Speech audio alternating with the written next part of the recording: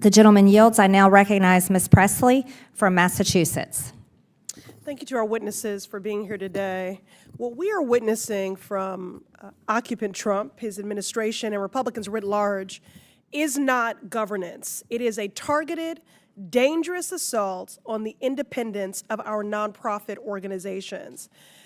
We've seen these attacks take many forms, perhaps most visibly in my own district, the Massachusetts 7th, as the administration continues its unlawful campaign against Harvard University. Trump has threatened to revoke Harvard's tax-exempt status, freeze billions in federal funding for scientific research to save lives, might I add, and publicly vilify students and faculty, all part and parcel of his attacks on education. But let me make it plain. This isn't just about Harvard, and it's definitely not about government efficiency, the name of this subcommittee. This is about Trump and Republicans punishing people who disagree with them. It is about attacking nonprofits of all sizes that serve the vulnerable and marginalized and stand in the gap for our communities. It's about trying to intimidate every charity and nonprofit in this country and spark a fear that if you speak up, if you do something the Republicans don't like, you could be next. A hospital that provides abortion care, a local food pantry that feeds immigrants, or an advocacy group that fights for civil rights.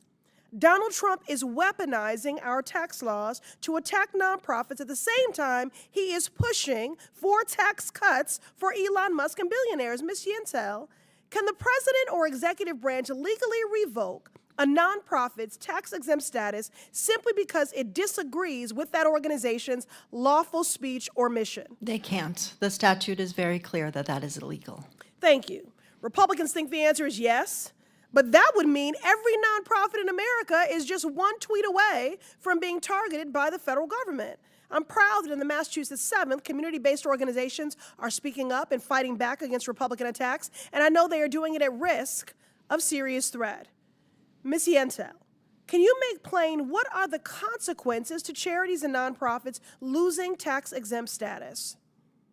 Well, tax-exempt status is given to nonprofit organizations that do essential work to meet needs in their local communities in exchange for significant transparency and accountability. And if nonprofit organizations lose their tax-exempt status, it could create significant challenges for them to be able to do their work related to how and where they get their funding, and it could cause them to have to shut down their work altogether.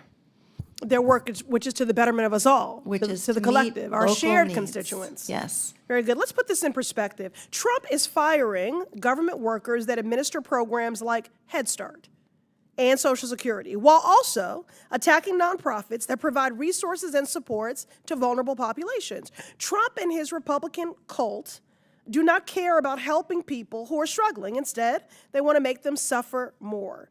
Now, before I yield back, let me ask the Republican witnesses if you all think Trump is right for revoking tax-exempt status for nonprofits for their political views. Raise your hand then if you think the Heritage Foundation, who wrote Project 2025, should also lose their tax-exempt status. Show of hands by the logic that's I'm not being aware applied. of any nonprofit that's had its status revoked. Again, the question that I'm posing is, would you please raise your hand if you think the Heritage Foundation, who wrote Project 2025, should also lose their tax-exempt status? Show of hands. It's a perfectly reasonable speech So by a none of you. nonprofit. So none of you. The shame and the sham of it all. Before I yield back, Ms. Yentel, I know that you have been harangued intensely throughout today's proceedings. Is there anything that you would like to set the record straight on or respond to in my remaining time?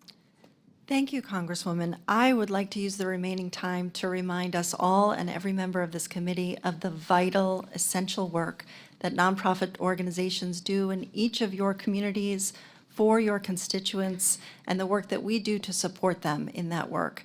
Nonprofit organizations are local, they are transparent and accountable, they are nonpartisan, by law and in practice, and they do essential work to meet the needs of all of your communities and all Americans. Thank you.